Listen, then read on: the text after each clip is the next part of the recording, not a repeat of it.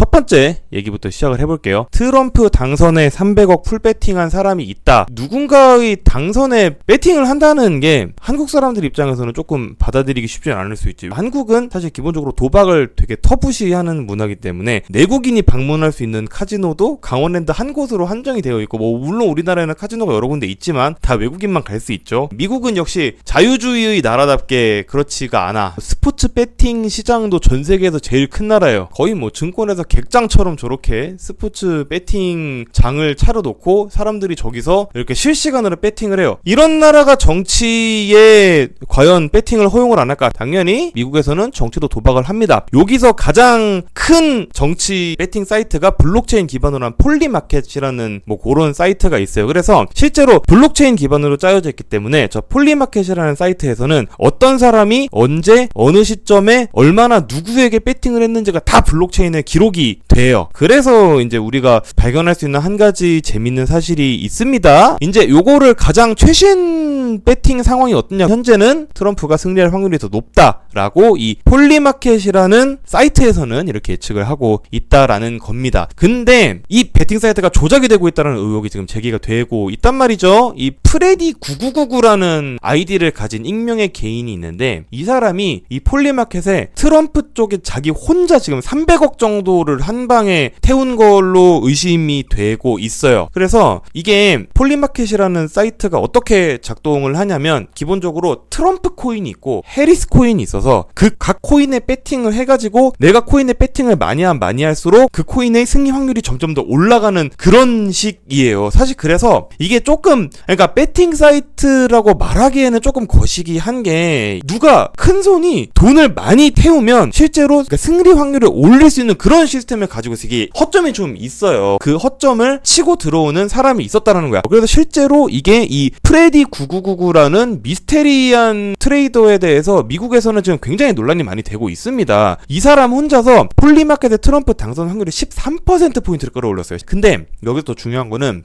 혼자가 아니라는 의혹도 있어. 지금 얘처럼 그 큰 돈을 태우고 있는 계정이 저 폴리마켓에 총 4개가 있거든요. 이 4개가 다 동일인이라는 의혹이 지금 제기가 되고 있습니다. 그래서 실제로 미국에서는 폴리마켓이라는 사이트의 이 확률을 지금 믿으면 안 되는 거 아니냐라는 그 문제 제기가 굉장히 많이 제기가 되고 있고요. 그래서 사실 배팅 사이트의 정확도라는 거는 저는 우리가 믿을 만한 게 못 된다라고 저는 말씀을 드리고 싶은 거고요. 그러니까 2016년에 이 리얼 클리어 폴리틱스에서 조사를 한 건데, 배팅 사이트에서 힐러리의 승리 확률을 88%로 잡았단 말이에요. 근데 실제 승자는 누구였어? 트럼프였잖아. 그냥 틀렸잖아, 아예. 자, 이거는 2020년 대선 그때 배팅 사이트의 예측이에요. 바이든의 당선 확률이 64%야. 근데 바이든이 이때 그렇게 쉽게 이기지 못했거든요. 실제로 저때 그 애리조나, 조지아, 뭐 위스콘신, 미시건, 펜실베니아 요런 핵심 경합주를 다 가져와가지고 승리를 하긴 했어요. 근데 거기가 다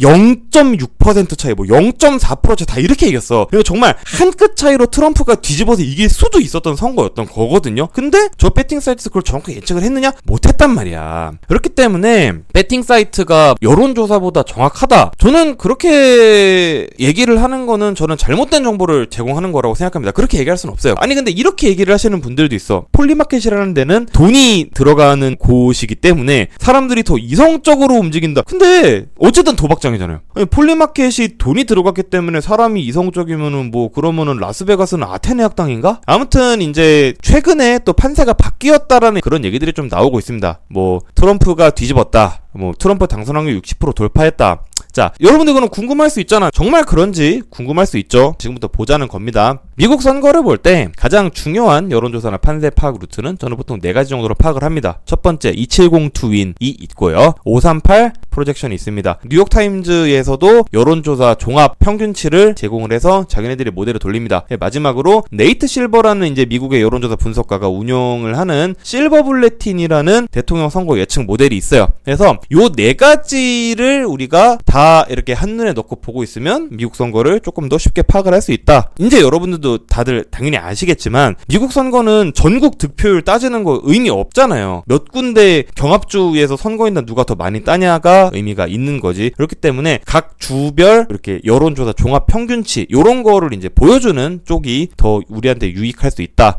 라고 말씀을 드리는 거고, 자, 해리스의 초반 기세가 많이 꺾인 거는 사실입니다. 아까 전에 말씀드린 538 프로젝션 예측치 변화 추이 제일 최근 거 보여드리고 있는 거예요. 요 끝에 보면은 트럼프가 해리스를 역전을 했죠. 처음에 바이든 사퇴 직후에 해리스가 좀 이렇게 지지층이 결집을 하면서 트럼프를 좀 많이 앞섰어. 근데 이제 트럼프가 다시 좀 기세를 올리면서 지금은 굉장히 초박빙 상황으로 붙어 있다라는 요렇게 말씀을 드리고, 아까 전에 제가 또 말씀드렸죠. 실버 블레틴 요거 얘기했지. 여기서도 보면은 조금 비슷한 그림을 보여주고 있어. 그렇죠. 그래서 우리가 판세를 이제 다시 한번 확인을 해보면 2702 트윈에서 우리가 볼 수 있는 최신 지도예요. 잘 아시겠지만 여기가 위스콘신입니다. 여기가 미시건이고요. 여기가 펜실베이니아예요. 요 세 개 주에서 선거가 판가름이 나게 될 겁니다. 그럼 여러분들은 또 궁금하실 수 있지, 왜 여기서만 선거 결과가 나옵니까? 그래서 제가 요거를 또 지금부터 보여드리겠다라는 겁니다. 자, 미국 대선의 결정적 전장은 제가 아까 전에도 말씀드렸듯이 펜실베이니아, 미시건, 또 그리고 위스콘신 이렇게 말씀드렸어요. 그러니까 경합주가 많은데 엄밀하게 따지면 아래 이렇게 5개 주로 우리가 경합주를 따져 볼 수 있어요. 여기 요 3개 주가 러스트벨트죠. 여기가 몇 명이다? 총 44명이다. 요 44명이 미국의 선거를 결정을 짓는 겁니다. 2016년 선거 때도 힐러리는 저 3개 주만 잡으면 이겼었어요. 근데 못 잡아서 졌고요. 러스트벨트의 외나무다리 자강두천이 결국 미국 선거의 향방 결정을 할 거다. 그러면 이제 우리가 여기서부터 숫자를 봐야 되겠죠. 미시건이 실제로 어떻게 굴러가고 있냐. 해리스가 4개가 우세하고 트럼프가 2개, 동률이 4개야. 여기서는 해리스가 조금 우세해 보이죠. 그럼 미시건은 트럼프가 확실하게 우세다 이렇게 말하기는 좀 어렵겠지. 그럼 펜실베이니아 봅시다. 요 2개는 중복 여론조사예요. 지우고 계산 한번 해봤습니다. 이렇게 보면은 트럼프 7개, 해리스 6개, 동률 2개야. 완전 박 터지잖아. 자, 그럼 마지막으로 위스콘신 한번 봅시다. 여기가 진짜 복병이에요. 여기 진짜 재밌는데, 여기 보시면 트럼프 5개, 해리스 3개, 동률 2개고, 공화당 슈퍼팩 의뢰한 여론조사 하나 빼면 트럼프 4개, 해리스 3개, 동률 2개잖아요. 여기가 제일 박 터져. 그리고 여기는 봐봐. 여기는 우세 개수가 몇 개인지는 의미가 없어. 왜냐면 트럼프가 우세를 하든 해리스가 우세를 하든 다 1%야. 다 1% 안짝에서 차이가 나는 거거든요. 근데 이게 통계적으로 봤을 때 여론조사가 1% 안짝으로 차이가 나잖아요. 1% 안짝으로 차이가 나면 이거는 사실 그냥 동률이에요. 그래서 위스콘신은 그냥 다 동률이라고 봐도 돼요. 거의 모든 여론조사가 그냥 해리스와 트럼프가 이분한 거, 여기가 제일 박 터지는 데야. 그러니까 이게 완전히 지금 민주당, 공화당 양측 진영이 완전 총 결집해가지고 거의 지금 내전에 준하는 수준으로 선거를 치르고 있는 겁니다. 이제 이번에 미국 대선 끝나면은 누가 이기든 분위기가 좀 저는 흉흉할 것 같아서 걱정이에요. 현재 미국 현지에서는 지금 선거 판세를 누가 이겼네, 누가 졌네 이렇게 얘기 안 합니다. 레이저를 띈, 그러니까 면도날처럼 얇다라고 얘기를 해요. 아무튼 그렇게 말씀드렸고, 트럼프의 강점이 경제에 있다. 당연합니다. 굉장히 트럼프는 그 경제 쪽에 뚜렷한 강점이 있어요. 팀스터스라는 전미 운수노조가 있는데 얘네가 30년 만에 지지 없음으로 입장을 선회를 했어요. 해리스한테는 진짜 엄청난 타격이에요. 2016년 선거 때 힐러리가 트럼프한테 졌잖아. 그러니까 러스트벨트 백인 노동자들의 지지를 못 받아 졌잖아요. 그때도 운수노조는 힐러리를 지지를 했어요. 그래서 트럼프의 전략은 이거야. 확실하게 내수 성장으로 미국에 있는 노동자들의 살림살이 내가 나아지게 해드리겠습니다. 이거요. 뭐 중국에서 오는 수입품에 관세를 물려서 미국의 문제를 해결하겠다. 실제로 미국의 가난한 백인 노동자층은 그 말이라도 듣지 않으면 안 될 정도로 지푸라기를 잡고 싶어하는 그런 심정이라는 겁니다. 그래서 이제 이 트럼프의 전략을 한 문장으로 정리를 하자면 세계화의 구멍을 고립주의로 막자는 거야. 내가 미국에서 앞으로 미국의 물건 팔아먹고 싶으면 공장 무조건 미국에 세우라고 한국이나 대만, 독일 같은 애들한테 내가 아주 그냥 조져버릴 테니까 나 뽑아주면 내가 그렇게 해줄게 라고 얘기를 하는데, 이게 지금 굉장히 강하게 먹히고 있어요. 왜냐? 제조업 시설을 미국으로 돌려놓겠다는 거는 2008년에 오바마 때부터 지금 20년째 미국 정치권이 하고 있는 얘기야. 근데 이거를 아직 아무도 못했거든요. 근데 트럼프는 할 것 같은 거야. 그러니까 사실 이 전략은 굉장히 강할 수밖에 없어요. 그러니까 미국이 전통적으로 깃발을 들어왔던 세계화, 그리고 실제로 미국이 100년 전에 했던 자국 중심주의, 이 세력의 대결에서 100년 만에 후자가 다시 이기고 있는 겁니다. 근데 또 여기서 그러면은 우리가 쪽도 못 쓰고 해리스가 질 거냐, 이렇게만은 판단을 할 수 없는 근거가 또 하나 있어요. 해리스가 우세를 점한 이슈가 있는데 우리가 이거를 과소평가를 할 수가 없단 말이에요. 미국에서는 이 낙태금지 이슈의 파급력이 어디까지 가고 있냐면 엘라베마주가 있죠. 완전 딥 사우스 이미지를 가진 동네가 엘라베마죠. 완전히 진짜 미국 남부 그 자체. 이 엘라베마 10구에서 올해 재보궐선거가 있었어요. 근데 여기서 민주당이 당선이 됐습니다. 진짜 이게 엘라베마 19에서 공화당이 한 40년 정도 해먹었거든요. 이 텃밭 중에 텃밭 그 자체가 넘어간 거예요. 그래서 실제로 이 낙태 금지 이슈의 파급력을 우리가 절대로 저는 과소평가하면 안 되고,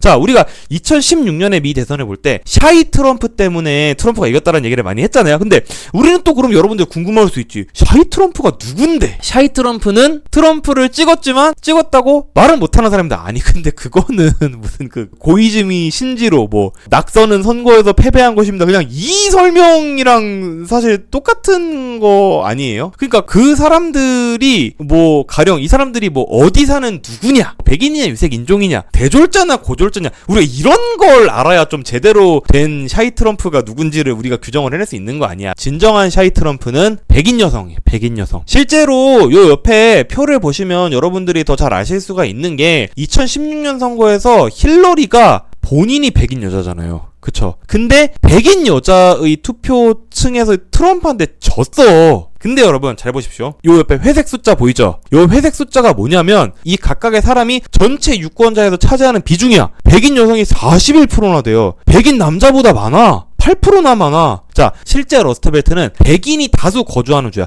유색인종 비율이 되게 낮아요. 미시건 백인 72%, 위스콘신 백인 80%지, 펜실베이니아 백인 74.5%. 요런 주다 보니까 실제로 이 주의 백인 여성층 민심이 선거에 굉장히 중요합니다. 근데 이 백인 여성층들의 민심이 이 낙태금지 이슈 때문에 실제로 트럼프에게서 떠날 위기에 처해 있다는 게 지금 트럼프 진영의 가장 큰 고민거리예요. 자, 요거 보시죠. 요 빨간색 박스 안에 들어있는 게 뭐냐면 미국에서 대선을 할 때마다 공화당 후보들이 백인 여성한테서 얼마나 더 표를 많이 벌었는가를 보여주는 표야. 2012년에 롬니가 나와서 백인 여성한테 9%포인트 지지를 더 받았어. 2016년에 트럼프 6% 더 받았고요. 저번에 트럼프 7% 더 받았지. 근데 이번에 트럼프는 1%밖에 더 못 받았어. 이게 되게 큰 거야. 백인 여성의 트럼프 지지율이 하락하고 있다라는 거. 하지만 유권자 비중은 역시 최대야. 36%예요. 그래서 실제로 이 낙태 문제에 굉장히 여성들이 민감해. 여성의 27%가 나는 이 이슈 때문에 투표할 거다. 근데 요요는 뭐라고 써있어? 미시건, 펜실베이니아, 위스콘신이라고 써있지. 백인 인구가 80% 가까이 사는 지역의